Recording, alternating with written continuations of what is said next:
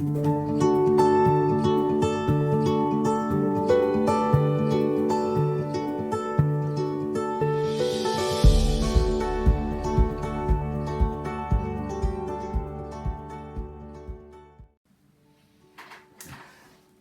78 is a hymn composed by Asaph. Asaph was from the tribe of Levi. He was a musician who was appointed to lead temple worship by David, the reigning king of Israel at the time. The book of Psalms contains 12 hymns that Asaph composed. Psalm 78 is his longest hymn with 72 verses. The hymn tells us in a poetic and lyrical form that Israel's history is a testimony and a tribute to the faithfulness and loyalty of God to Israel in spite of Israel's repeated unfaithfulness and disloyalty to him. The climax of the hymn recognizes that God's selection and appointment of David to be their king and to unite them as a kingdom under God demonstrates that God honors his commitment, his covenant, which he made to Israel. The kingdom of God is now on earth and is being administered through his king, and they can thank the faithfulness of God for that.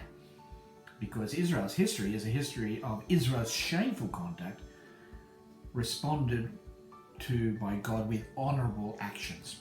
Now, Asaph makes it clear that the purpose of the hymn is to teach families in Israel of the glory of God demonstrated by what he has done in their history. Let me recite to you Psalm 78, 1-4.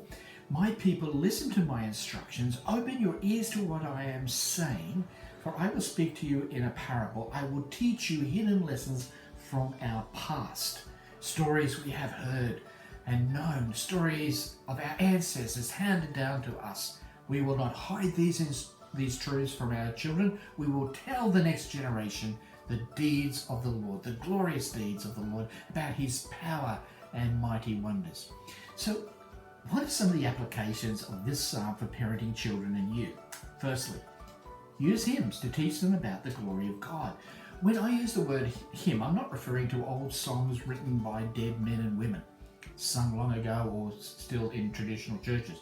The word hymn actually means a song of praise or worship, so it can include old songs and new songs. But what matters is whether the song or the hymn is doing a good job in providing instruction and teaching. You see, some hymns are purely sung to stir our emotions and our affections. But to only sing hymns or songs because they give us good feelings creates a very narrow and simple way of responding to God. We're to love God not only with strong emotions, but with well-informed minds.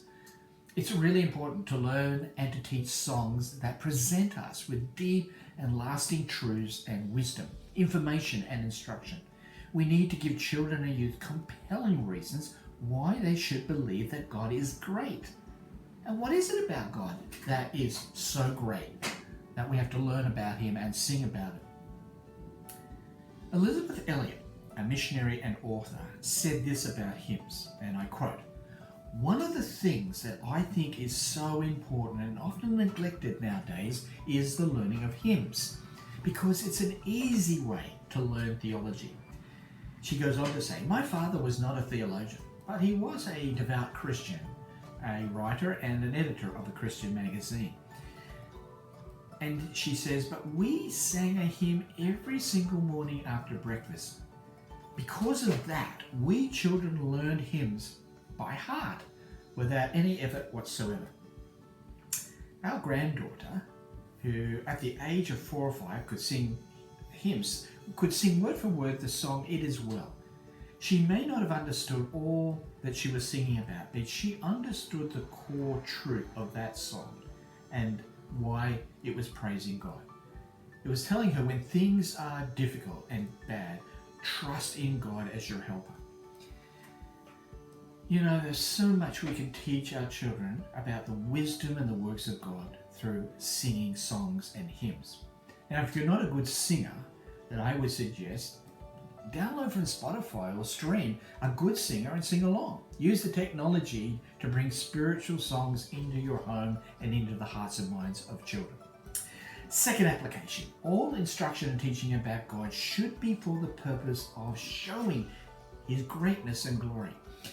The main learning outcome of Christian parenting is to teach your kids to love God greatly, because He is a great God who will bring them into and share His greatness with them. Psalm 78 teaches us that one of the main features of God's glory, and let me pause there and say, if I was to ask you, why is God so great? What's great about God? What would your immediate or quick answer be? And if you're struggling to answer that question quickly, then how are you going to give a compelling reason to your children about why they should learn about God or pay attention to Him? If you were to ask Asaph, so what's so great about God? He would immediately answer, His faithfulness, in spite of our unfaithfulness and rebellion. You see, Psalm 78 is a song of theological instruction, and the instruction is designed to show the glory that God is faithful to His covenant, to His commitment, even when everyone else is not. In a random, chaotic, broken, disordered world, where we don't really know what's going to happen to our world or even in our own lives with any certainty,